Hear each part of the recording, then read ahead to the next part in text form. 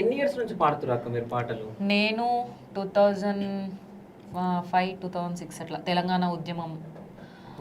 First నేను అరుణోదయ బతుకుల రాజన్న అని మాకు అక్కడ గోదావరి కనిలో సింగరేణిలో అసలు కళాకారులు స్టార్ట్ అయ్యారంటే ఆయనతోటే. చాలా సీనియర్ కళాకారులు ప్రతి ఒక్కరు గర్జనన్న కానీ వీళ్ళందరూ చాలా మంది అక్కడి నుండి వచ్చిన వాళ్ళే. బతుకుల రాజన్న ఏంటంటే ఎవరెవరు ఎక్కడైతే ఇట్లా ఉన్నారో కళాకారులు వాళ్ళందరినీ వెతికి ఫస్ట్ అరుణోదయలో తీసుకెళ్ళిండు నన్ను. నార్మల్గా జెండాలు పట్టుకొని డాన్సులు చేసుడు అట్లా అట్లా స్టార్ట్ అయింది నాది. తర్వాత పాటలు నేర్చుకోవడం మెల్లగా, అమరవీరుల సాంగ్స్ అట్లా చిన్న చిన్నగా పాటలు.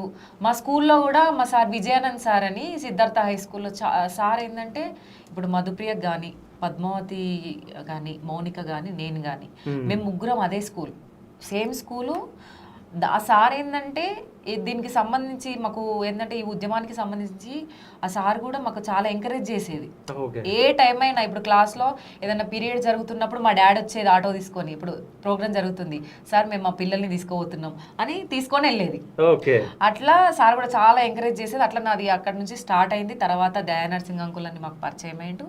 అంకుల్ ద్వారా నేను ఇంకా తెలంగాణ ఉద్యమంలో గద్దరన్నతోటి, డప్పు రమేష్ అన్న అని చనిపోయిండు ఆయన, డప్పు రమేష్ అన్నతో వీళ్ళందరితో, విమలక్కతో వీళ్ళందరితో ప్రోగ్రామ్స్ చేసుకుంటూ నేను ఇట్లా నా పాటల కెరీర్ స్టార్ట్ అయింది.